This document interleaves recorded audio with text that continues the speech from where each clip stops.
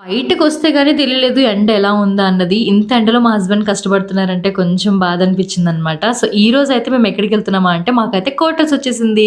So, ఈరోజు నేను మీకు 4జీ వాళ్ళ క్వార్టర్స్ చూపిస్తాననమాట. ఎలా ఉంటది ఏంటా అన్నది. సో, వాళ్ళు మాకు ప్రొవైడ్ చేసిన 2 బీహెచ్‌కే అయితే ఇదనమాట.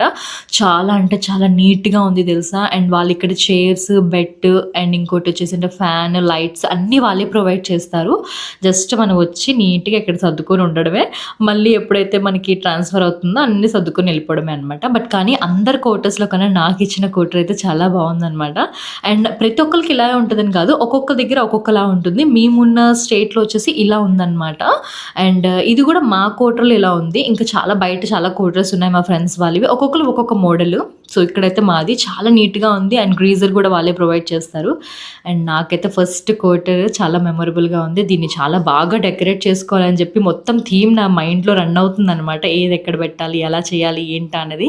సో, ఈరోజు ఈవినింగ్ అయితే వచ్చి మొత్తం అన్నీ చెక్ చేసుకున్నాను. సో, తర్వాత వచ్చేసి మొత్తం క్లీనింగ్ ప్రాసెస్ చేయాలి. ఇక్కడ మా అమ్మాయి మా ఫ్రెండ్ వాళ్ళ ఇంటికి తీసుకెళ్తే ఆడుకుంటుంది.